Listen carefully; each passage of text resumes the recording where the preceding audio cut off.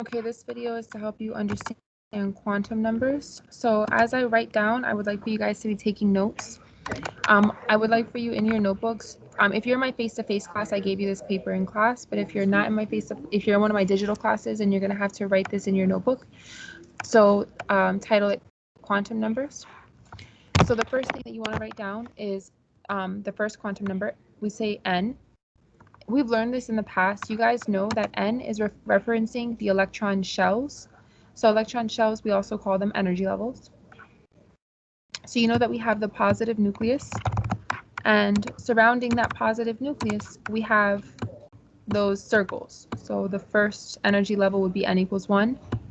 The second energy level is n equals 2.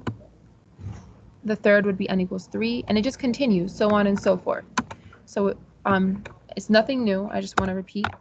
And not 11. N equals 1, n equals 2, n equals 3, and it would continue for however many circles that we had. And so I'm just going to add this in here.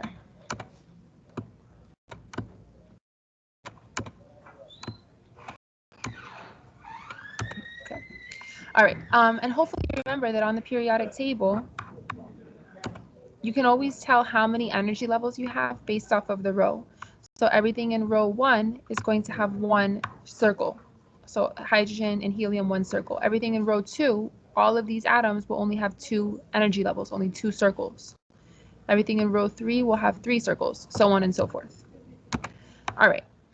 Moving on, the next quantum number is what we call just L. So this is cursive lowercase l. And this represents the subshell. I've told you guys in the past that subshell is just another word for orbital. So we have 4 orbitals. I hope you remember them.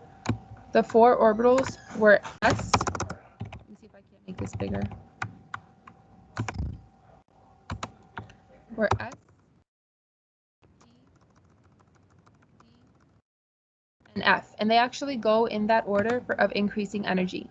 So hopefully you remember that the S orbital looks like a sphere, a circle, but it's 3D, so a sphere. Okay. The P orbital, we said, looks like a peanut. Some people tell me it looks like the number 8, which is fine. Other people tell me it looks like the infinity sign. That's fine as well. All right. We know that the D orbital looks like a 4-leaf clover.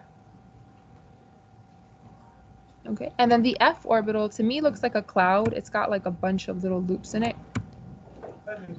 So you can call it however you want to call it. I think it looks like a cloud. All right. So each one of these orbitals gets assigned a specific number. Now this might be confusing at first. Just trust me, write everything down, and then at the end it'll hopefully make sense. Okay. So for the S orbital, L is going to equal 0. So this, I'm going to use capital L, but it should be a lowercase cursive L. So L equals 0. For the P orbital, L is always going to equal 1. For the D orbital, L will equal 2. And for the F orbital, L will equal 3. So just memorize those numbers. They're always the same. They never change. All right, that's the subshells. Moving on, the third quantum number is M, little l here at the bottom. I like to say M sub L. I guess you could also say M of L. But what the point is that this is a little l at the bottom, like a subscript. All right, so this quantum number refers to the orientation of the orbital. I hope you guys remember we talked about how each orbital can be oriented on an XYZ axis in different ways. So we said that the S orbital looks like a basketball, like a sphere. No matter how you turn a basketball, it looks the same, no matter if it's on the x-axis, the y-axis, or the z-axis. It's always going to look the same. Therefore, it only has one possible orientation. The P orbital will look different. So it will look different on the y than it does on the z, than it does on the x. Therefore, we have orientations for the P orbital. We said that the D orbital has 5 orientations, and we said the F orbital has 7. So each one of these orientations, we represent it with a line. So for the S orbital, we always draw 1 line. For the P orbital, we draw 3. For the D orbital, we draw 5. And for the F orbital, we draw 7. So I'm going to go ahead and do that on the notes. Okay. So don't mind the background noise, guys. I apologize. I have to get my car fixed. I'm at a car place. All right. So again, S orbital gets 1 line. I'm going to draw each one in different colors to separate them. The p orbital will get 3 lines. The d orbital will get 5 lines. So 1, 2, 3, 4, 5. Let's make this a little bit wider.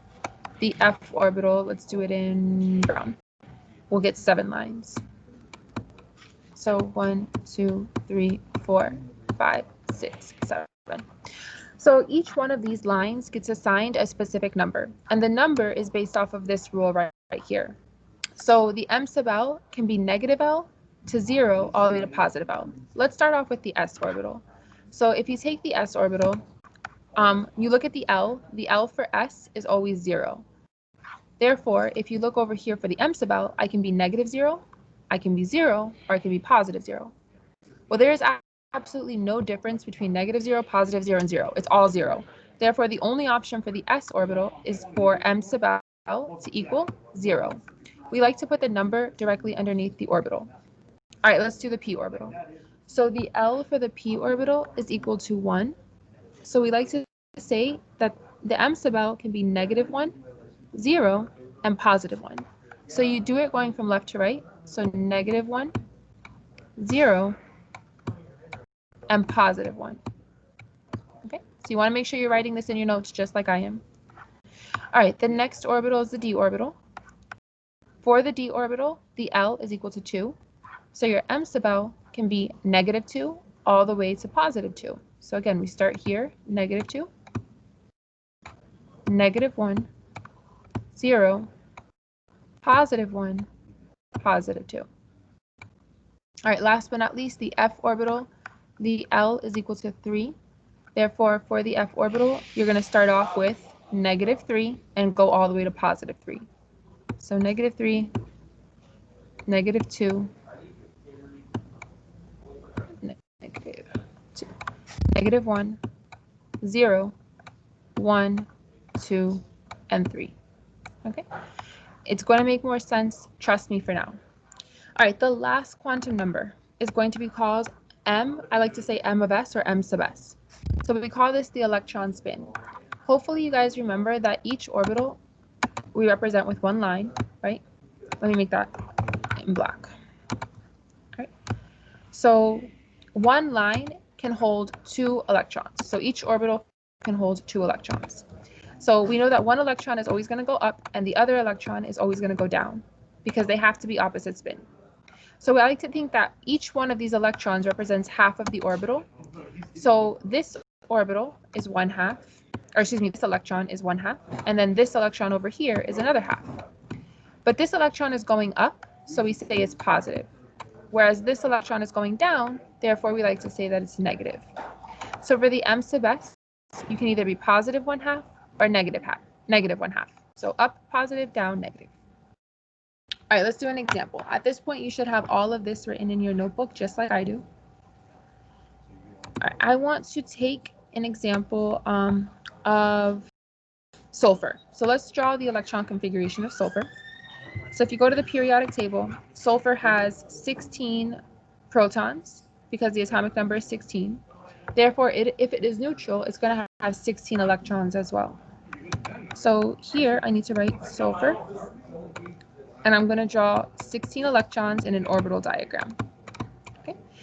So we always start off with 1s. You guys know that that's the first orbital.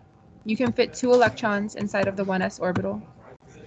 The next orbital that is going to be the 2s orbital. You can fit 2 electrons inside of the 2s orbital. The next orbital is 2p. So anytime we have a p orbital, there's 3 lines. So 1, 2, 3. I need to keep adding until I get to 16 electrons.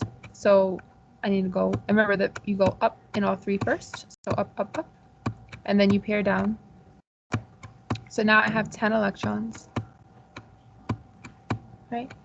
So 1s, 2s, 2p. The next orbital is 3s. Every time you draw an s orbital, 1 line, 2 electrons. So that's 12. The next orbital is 3p. P represents with 3 lines. You draw up in every orbital first. So that's 13, 14, 15, and only now do I pair down, and 16. So I no longer have to add any more. That's 16. That's what sulfur is. So here's my orbital diagram for sulfur. Each one of these electrons has its own set of quantum numbers. Let's do the quantum number for the last electron filled. The last electron filled would be this arrow right here, the one going down. Okay, so I'm gonna make a little note, last electron filled.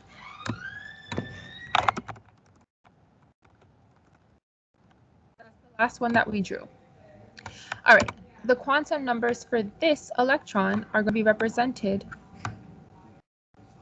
as such. So the 3 in the front, you guys know, tells me the shell that that electron is in.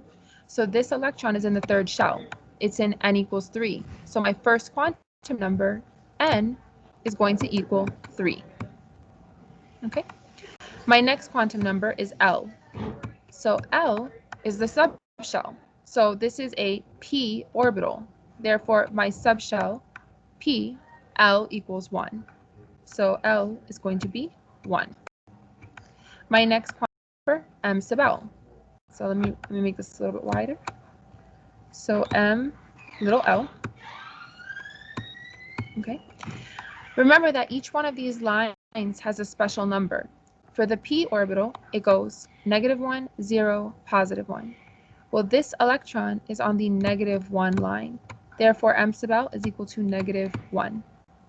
Lastly, we have m sub S. So for this electron, it is pointing down. So it's -1/2. -1/2. And so these would be the 4 quantum numbers for this particular electron. All right, let's do another electron for practice. Let's say you can literally any one of these you can do the quantum numbers for. Let's just do this one. Let's do the first electron. All right. So the quantum number n, again, is the shell. This electron is in the first shell. So n equals 1. The L represents the orbital. Well, I'm in the s orbital. And we said that anytime we're in the s orbital, L equals 0. Right? The next quantum number, m sub L, that's -L to +L. We already said that for the s, your only option for m sub L is 0. So m sub L is also equal to 0. Okay. Lastly, your m sub s references the electron spin. So m little s. And again, your only options are +1/2 and -1/2. Well, this arrow is pointing up. Therefore, my m sub s is +1/2. And those would be the 4 quantum numbers for this particular electron. All right, so that is how we solve quantum numbers. Now, some of you guys might be wondering, what is this even, like, what is this for? And the thing is that these quantum numbers are essentially the address of the electron within an atom. So I'm going to get rid of all of this. Essentially, when you're thinking about where an atom is located within, or excuse me, where an electron is located within an atom, we know that the most broad general place that an electron can be is in an electron shell. So that's the first electron shell, that's the second, that's the third, so on and so forth. It's kind of like when you think about where you live. I could say that I live in the USA. That's the country I live in. But then I can get more specific. I can say I live in Florida. Then I can get more specific. I can say I live in Orlando. And then I can get even more specific and I can tell you exactly what house I live in, right? So there's my little house. Okay. So electrons have the same thing. The most general thing you can say is the electron shell. So either 1, 2, 3, so on and so forth. After the electron's shell, you can tell me what orbital. So whether you're in an s orbital or a p orbital. So for instance, this would be like the 2p orbital. So I could say that this electron is in the second shell, and particularly it's in a p orbital. Then you can tell me the orientation of the orbital, whether it's on the x-axis or the y-axis or the z-axis. This one right here would be py, but I could have also been px or pz. So you can go and tell me the orientation. Lastly, you can tell me whether that electron is spinning up or spinning down. That's like the most specific you can do. So let's just pretend that this particular electron is spinning up, right? So what I know is that based off of the quantum numbers, I know exactly what shell, I know what orbital, and I also know how that electron is spinning. So it gives us information as to where that electron is located within the atom. All right, I hope this has been helpful. Go ahead and complete the questions in the form.